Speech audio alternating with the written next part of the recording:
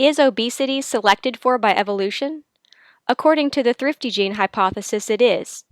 In this presentation, we examine the origins of the Thrifty gene hypothesis and evidence that challenges the very basis of this long-held but popular view of why obesity is so prevalent in our modern society. Because the Thrifty gene hypothesis rests on the idea that certain populations are more genetically susceptible to obesity than others, evidence that runs contrary to this idea is especially important to populations that have been told that their obesity is driven by genetics rather than by environmental factors over which they have control. Instead of a deterministic view that places people at odds with their genetics and evolutionary history, this presentation offers a different perspective that not only dismisses the idea that we are at war with our own biology, but offers a simple solution to combat the growing epidemic of obesity and its associated diseases.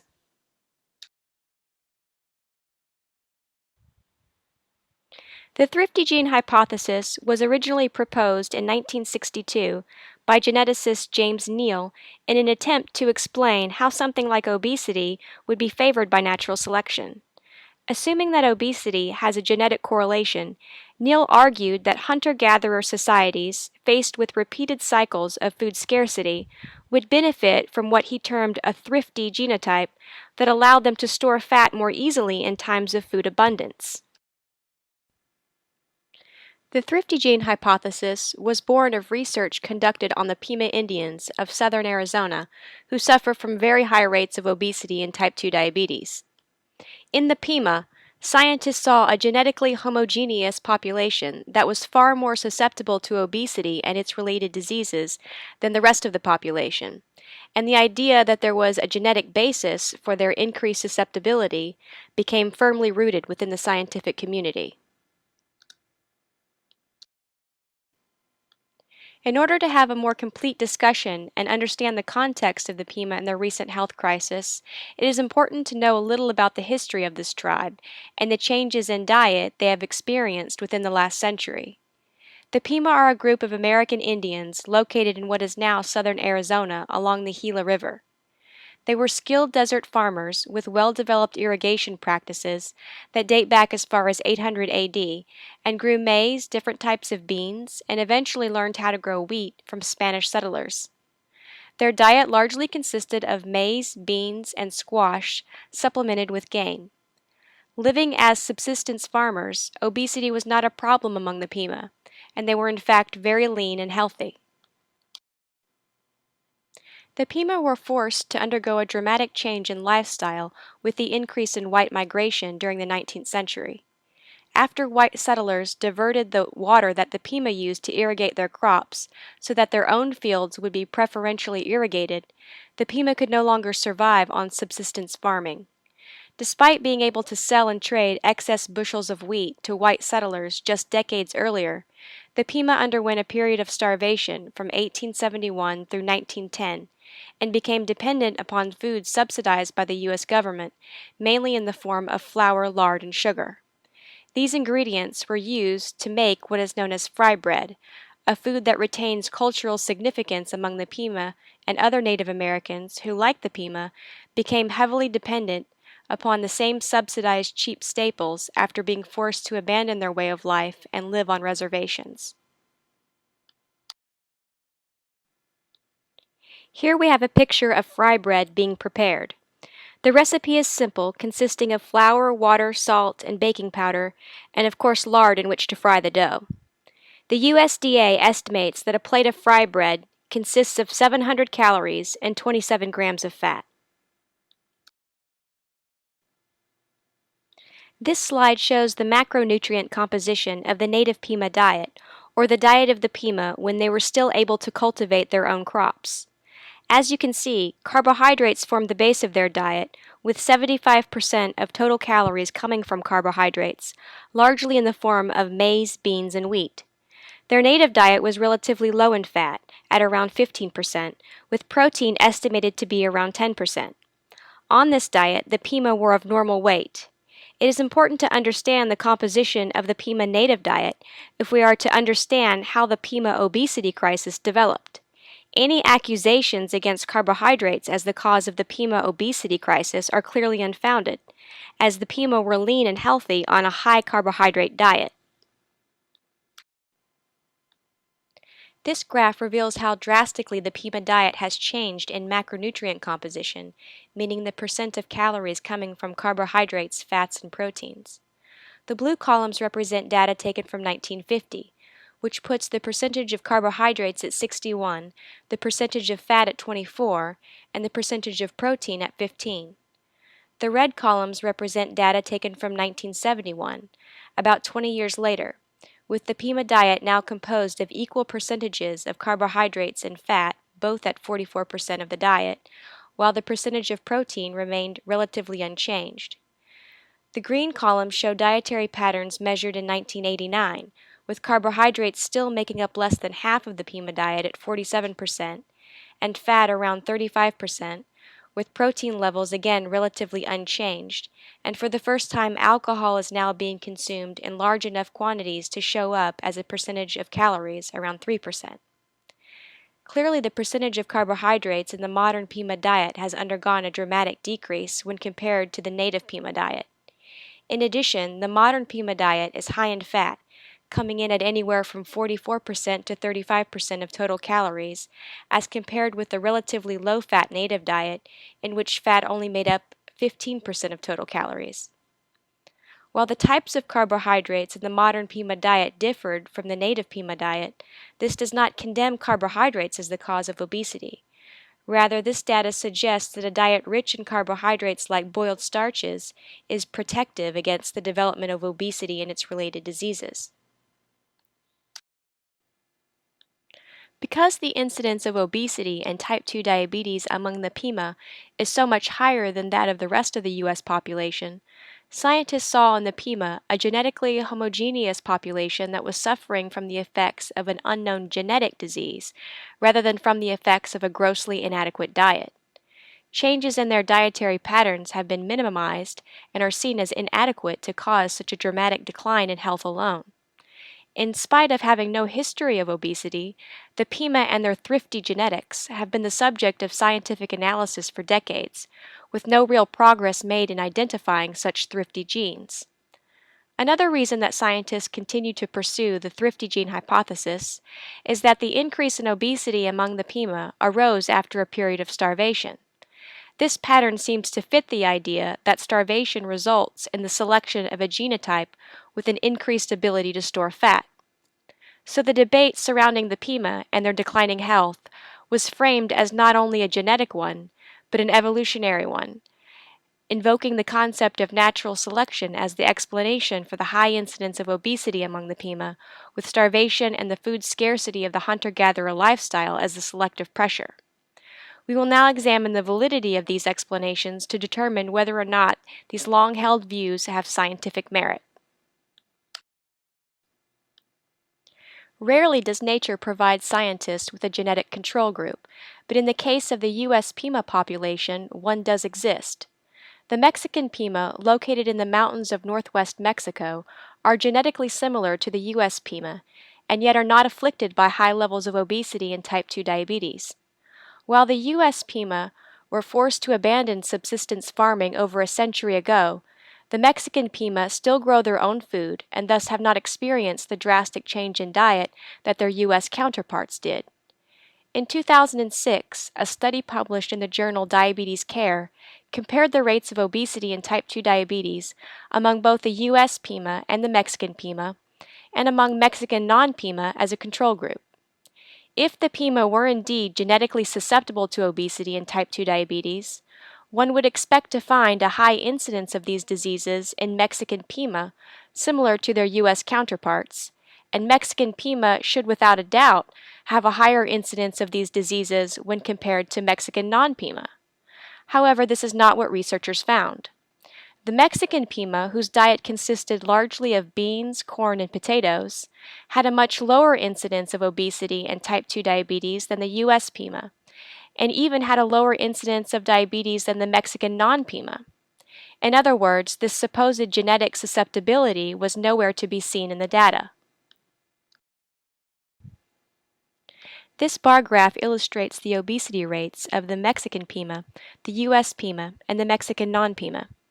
The red bars represent obesity rates in females, while the blue bars indicate obesity rates in males. While the U.S. Pima rates of obesity come in at about 75% for women and 64% for men, the Mexican Pima obesity rates stand at around 7% for males and 20% for females. Furthermore, the rates of obesity among Mexican non-Pima are around 9% for males and 27% for females, slightly higher than the Mexican Pima. Instead of showing a genetic susceptibility, this data reveals the powerful impact a change in dietary staples can have on the health of populations in a relatively short period of time.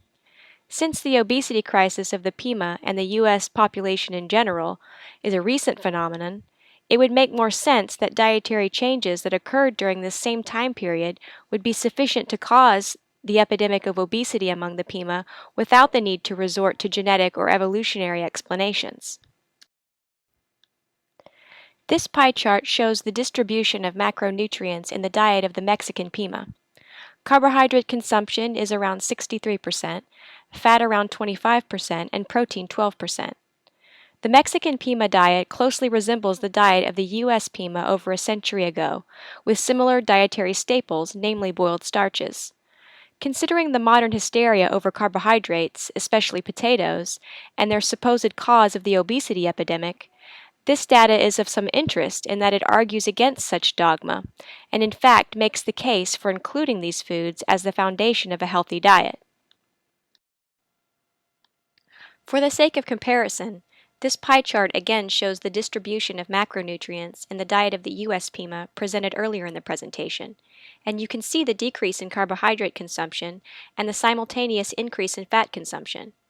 If we were to follow the current trend aimed at blaming obesity on carbohydrates, then the U.S. Pima should be leaner than their Mexican relatives. However, as explained in the glucose fatty acid presentation also available on our website, fat plays an important role in the development of obesity with its ability to suppress carbohydrate utilization.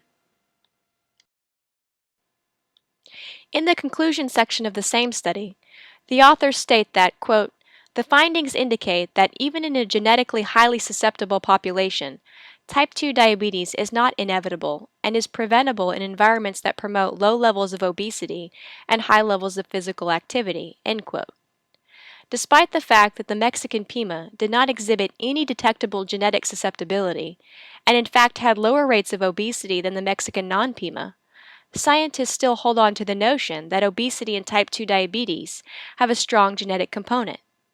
Such genetic orthodoxy functions as a barrier that prevents scientists from studying and understanding the full effects of nutrition on the health of populations. A mere century ago, much of the southern U.S. was plagued by pellagra, a nutritional deficiency caused by the lack of niacin in the diet. At the time, it was thought that this disease was caused by an infectious microbe. However, scientists eventually proved that the disease was not infectious, but was in fact caused by a dietary deficiency. Today, the current trend is to see diseases like obesity as genetic predispositions, although all races and ethnicities are susceptible to obesity. Dietary changes alone are not viewed as strong enough forces to cause such devastation among a population, yet everywhere the Western dietary pattern of eating goes, obesity soon follows. The Pima represent a population that underwent the ultimate experiment in the Western-style diet in the form of fry bread. Why would it be unreasonable to expect dramatic health consequences as a result of these dietary changes alone? In another study published in the journal Diabetes Care, researchers attempted to recreate the Pima native diet using foods on or near their reservation and traditional recipes from Pima Indian women. Researchers developed a menu that included maize, wheat berries, and local beans as dietary staples, eaten in some form at almost every meal. The diet was well accepted by the Pima subjects who participated in the study, and some even recalled eating such foods during their childhood. When comparing the effects of this diet that incorporated as many traditional foods as possible versus a modern high-fat diet, researchers found that the Pima on the high-fat diet displayed an increase in LDLs, an increase in cholesterol, a deterioration in insulin secretion, and an overall deterioration in carbohydrate metabolism as compared with the Pima on the more traditional diet. The authors of the paper are quick to point out that the native Pima diet, which was about 75% carbohydrates, would today be considered healthy by the standards set by the American Diabetes Association, which is important to point out to people who pin the cause of diabetes on carbohydrates.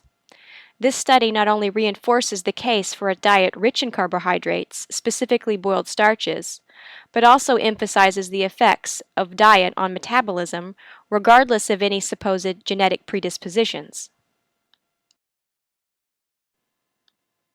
The Journal of Clinical Endocrinology and Metabolism published a study that compared the effects of a high-fat modern diet versus a traditional Pima diet on a group of non-diabetic Pima Indians and non-diabetic Caucasians matched for sex, age, and obesity levels.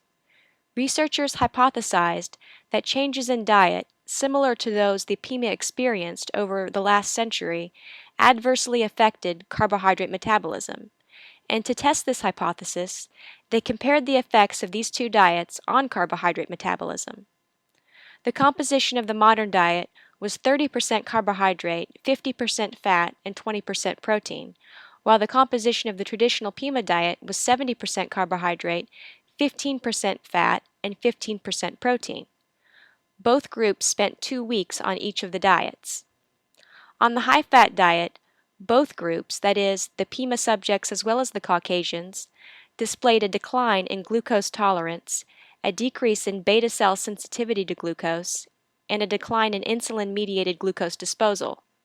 In other words, both groups were negatively affected by the high-fat diet and showed a deterioration of overall carbohydrate metabolism. If both groups responded similarly on a high-fat diet versus the traditional Pima diet, then why is the explanation surrounding obesity and its negative health effects still focused on genetics? Researchers do acknowledge to some extent the importance of diet, stating that if the Pima were able to change toward the traditional diet, the devastatingly high incidence of diabetes may begin to decline. A rather cautious statement considering the evidence does not merely suggest that the traditional diet would be of benefit, but in fact demonstrates that these positive metabolic changes can and do occur. If nutritional changes have been shown to promote positive changes in metabolism in a short period of time, even within populations like the Pima, why are genes still considered the prime suspect in the development of obesity?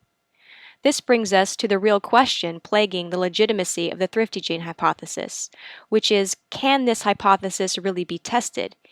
Is it even a falsifiable hypothesis? Now that we've looked at some of the data that calls into question the genetic basis for obesity among the Pima, it's time to examine the Thrifty gene hypothesis in more detail. The Thrifty gene hypothesis rests upon a certain number of assumptions. One of them is that an increased ability to store fat would not only be advantageous, but that it would be more advantageous than an increased ability to store glycogen. This in itself seems highly problematic, as any advantage in muscle endurance afforded by glycogen could result in the finding of food by hunting or foraging. In addition, the brain prefers glucose as a fuel source and cannot utilize fat for fuel. Any additional ability to store glucose as glycogen would mean an increase in cognitive functioning that would also be advantageous in finding innovative ways to find food. Another problem with the Thrifty gene hypothesis is that there are no examples of this phenomenon within the animal kingdom. Many species face episodes of food scarcity, yet they do not then become obese when food is available. There is not a Thrifty gene that then becomes favored by natural selection. One big flaw in the Thrifty gene hypothesis is the fact that the populations that have been labeled as the most genetically susceptible to obesity did not undergo any major famines. The Pima were highly skilled farmers and never suffered through any such famines until white settlers diverted the local water the Pima relied upon for use in their own fields. Other populations like the Pacific Islanders, who also have high rates of obesity, lived on lush, fertile land year-round. In response to these criticisms, a modified version of the Thrifty gene hypothesis was proposed, stating that seasonal shortages of food occurring after the development of agriculture may have been enough to select for thrifty genes. However, with this broad definition, there is not a single race or ethnicity that has not experienced some type of seasonal food shortage. What's even more problematic is that this version of the thrifty gene hypothesis seems to suggest that with the development of agriculture, humans' access to food would have been even more uncertain than that of a hunter-gatherer lifestyle, so uncertain that natural selection favored a thrifty gene in order to survive the innovation of agriculture. Considering agriculture actually enabled our species to grow and store food in unprecedented levels, this explanation is highly unlikely and downright laughable. Perhaps the most glaring problem with the thrifty gene hypothesis is the fact that it assumes that humans have no ability to adapt once food is available. Despite all the evidence showing how the human body changes its metabolism in an attempt to adapt to the energy available, this hypothesis suggests that no such adaptation can exist, and that, irrespective of calories, obesity is inevitable. Finally, because the hypothesis invokes the concept of evolution, it rests upon the assumption that obesity is in fact a disease with a strong genetic component. However, as we have seen from the data discussed earlier in the presentation, this genetic association appears dubious at best. In the world of science, a good hypothesis is one that is clear, concise, and testable. This allows for a hypothesis to actually be rejected when evidence is found that contradicts this hypothesis. Without this ability, science goes nowhere. This is no small point, as many hypotheses that serve as working models in the biological sciences exist as vague notions that cannot clearly be stated, much less tested. Thus, these hypotheses persist and frame current scientific debates, making it difficult for alternative ideas to be heard. The thrifty gene hypothesis is one example of a hypothesis that exists in such broad terms that it is difficult to even define. The word thrifty is used to imply an increased ability to store fat, yet no mechanism is proposed for such an ability. What is a thrifty metabolism? Human metabolism is already thrifty. The body does not waste energy or make unnecessary proteins. Human metabolism is already efficient. Metabolism is tightly controlled so as not to waste precious fuel. Evolution has already made human metabolism thrifty. Evolution itself is thrifty. And why would it be considered thrifty to store energy as fat? What is advantageous about storing fat? Homo sapiens do not hibernate like bears and have no need to store large amounts of excess fat. We need the ability to move and to think, and the optimal fuel for the brain is not fat, which it cannot use, it's glucose. Likewise, skeletal muscle gains the most endurance by storing glucose as glycogen.